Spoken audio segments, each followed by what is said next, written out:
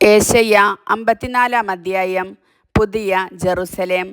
കർത്താവ് അരുളി ചെയ്യുന്നു, ഒരിക്കലും പ്രസവിക്കാത്ത വന്ധ്യേ, പാടിയാർക്കുക.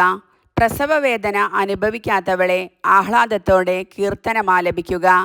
ഏകാകിനിയുടെ മക്കളാണ് ഭർതൃമതികളുടെ മക്കളേക്കാൾ അധികം. നിന്റെ കൂടാരം വിസ്തൃതമാക്കുക, അതിലെ തിരശീലകൾ വിരിക്കുക. കയറുകൾ ആവുന്നത്ര അയച്ച് നീളം കൂട്ടുക, കുറ്റികൾ ഉറപ്പിക്കുകയും ചെയ്യുക. നീ ഇരുവശത്തേക്കും അതിരുഭേദിച്ച് വ്യാപിക്കും.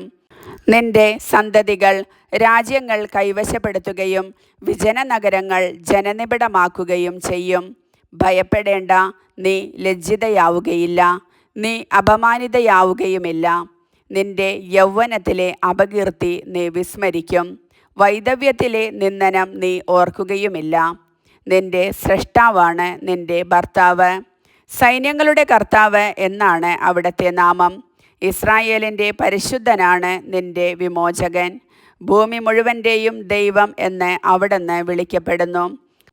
പരിത്യക്തയായ യൗവനത്തിൽ തന്നെ ഉപേക്ഷിക്കപ്പെട്ട ഭാര്യയെപ്പോലെ സംതപ്ത ഹൃദയയായ നിന്നെ കർത്താവ് തിരിച്ചു വിളിക്കുന്നു എന്ന് നിന്റെ ദൈവം അരുളി ചെയ്യുന്നു.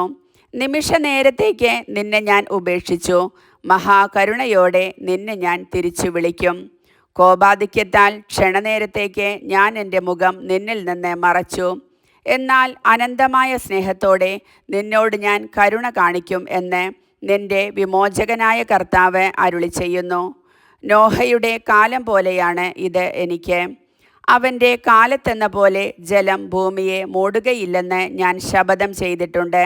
അതുപോലെ നിന്നോട് ഒരിക്കലും കോപിക്കുകയോ നിന്നെ ശാസിക്കുകയോ ചെയ്യുകയില്ലെന്ന് ഞാൻ ശപഥം ചെയ്തിരിക്കുന്നു. നിന്നോട് കരുണയുള്ള കർത്താവ് അരുളി ചെയ്യുന്നു, മലകൾ അകന്നു പോയേക്കാം, കുന്നുകൾ മാറ്റപ്പെട്ടേക്കാം, എന്നാൽ എൻ്റെ അചഞ്ചലമായ സ്നേഹം നിന്നെ പിരിയുകയില്ല, എൻ്റെ സമാധാന ഉടമ്പടിക്ക് മാറ്റം വരുകയുമില്ല.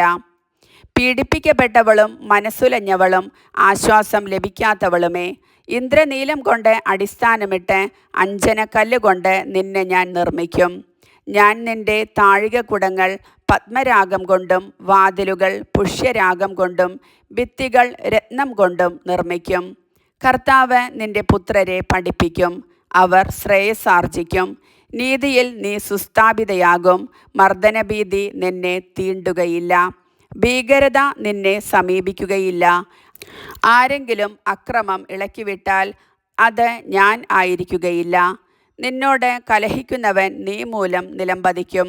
തീക്കനലിൽ ഊതി ആയുധം നിർമ്മിക്കുന്ന ഇരുമ്പ് പണിക്കാരനെ സൃഷ്ടിച്ചത് ഞാനാണ്. നാശമുണ്ടാക്കാൻ കൊള്ളക്കാരെയും ഞാൻ സൃഷ്ടിച്ചിട്ടുണ്ട്.